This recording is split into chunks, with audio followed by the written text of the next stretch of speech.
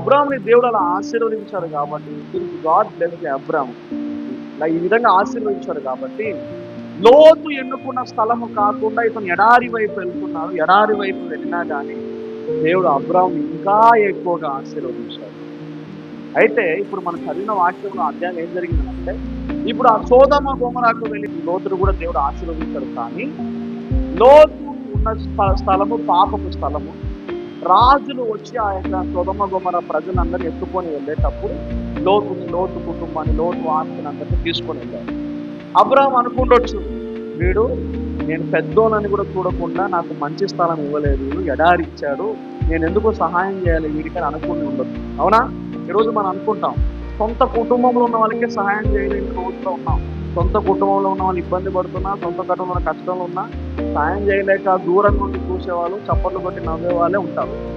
అబ్రాహాము కూడా అనుకుంటూ నవ్వచ్చు, వాడికి బాగైంది, వాడికి మంచిగానే జరిగింది, వాడికి కావాలి, వీడు నా గురించి ఆలోచించకుండా పచ్చగా ఉన్న ఊరు వైపు వెళ్ళాడు, వాడికి మంచిగానే జరిగింది. ఇంకా కొంతమంది ఏమంటారు, దేవుడే తీర్పిచ్చాడు వాడికి, నేను సాయం చేయను వాడికి, వై ఐ షుడ్ హెల్ప్, నేను ఎందుకు సాయం చేయాలి అని అబ్రాహాము అనుకొని ఉండొచ్చు.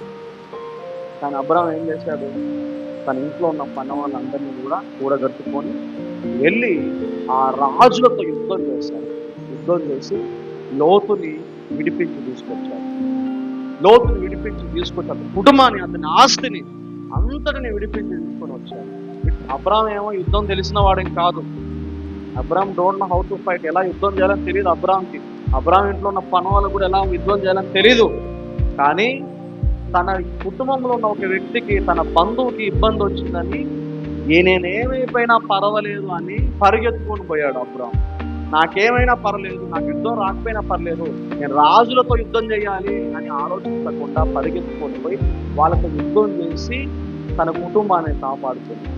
హల్లెలూయా, hallelujah. Abraham fought with enemies for his family. దేని గుర్తు చేస్తుంది తెలుసా? మనం కూడా మన కుటుంబం కోసం యుద్ధాలు చేయాలి. ఎలాంటి యుద్ధాలు? పక్కింటోతో, ఎదురింటోతో కాదు, సాతానుతో యుద్ధం చేయాలి. మనం వాళ్ళ తరపున యుద్ధం చేయాలి. సాతాను వాళ్ళతో పోరాటం చేస్తూ మనం యుద్ధం చేయాలి. మనం చేయాల్సిన యుద్ధం ఏంటిది? ప్రార్థన. హల్లెలూయా. మనం చేయాల్సిన యుద్ధం ఏంటిది? The war that we should fight is the war of prayer. Prayer itself is a war. ప్రార్థనే ఒక యుద్ధం. హల్లెలూయా. అబ్రాహాము తన కుటుంబాని కోసం యుద్ధం చేసి తన కుటుంబాన్ని కాపాడుకున్నట్టు ఎంతమంది ఈరోజు నిజంగా మీ బిడ్డల కోసం యుద్ధం చేస్తున్నారు? తల్లిదండ్రులు ప్రార్థన చేస్తున్నారా? వాళ్ళ భవిష్యత్తు కోసం ప్రార్థన చేస్తున్నారా? వాళ్ళ జీవితం బాగుండాలని ప్రార్థన చేస్తున్నారా? ఎంతమంది పిల్లలు, మా అమ్మ నాన్న ఆరోగ్యం బాగుండాలని ప్రార్థన చేస్తున్నారు? ఎంతమంది మా జీవితాలు ఆశీర్వాదకరంగా ఉండాలని ప్రార్థన చేస్తున్నారు? ప్రార్థన అనేది యుద్ధము. ప్రార్థన అనే యుద్ధము నేను చేయాలి. ప్రార్థన అనే యుద్ధము చాలా ముఖ్యము, చాలా గొప్పది, చాలా ఉన్నతమైనది. హల్లెలూయా. ఎవరైతే ప్రార్థనలో పోరాడుతారో, ప్రార్థనలో పోరాడిన వాళ్ళు ఓడిపోయినట్టు చరిత్ర లేదు. ఉందా ఎక్కడైనా? ప్రార్థనలో పోరాడితే, ప్రార్థనలో యుద్ధం చేస్తే మనం ఓడిపోమంట. కాబట్టి ఏ పరిస్థితి అయినా, ఏ ఇబ్బంది అయినా, ఏ కష్టమైనా ప్రార్థనలో పోరాడి, ముఖ్యంగా మన సొంత కుటుంబస్తుల కోసం, మన వాళ్ళ కోసం ప్రార్థనలో యుద్ధం చేయాలి, పోరాడండి. శత్రువుతో, సాతానుతో యుద్ధం చేయండి. సాతాను వాళ్ళకి రోగాలు తీసుకొచ్చినప్పుడు, సమస్యలు తీసుకొచ్చినప్పుడు, ఇబ్బందులు తీసుకొచ్చినప్పుడు యుద్ధం చేసి కాపాడాలి. హల్లెలూయా. ఈరోజు అబ్రాహాము ఫైట్ చేశాడు, యుద్ధం చేసి లోతును కాపాడుకొని తీసుకొచ్చాడు.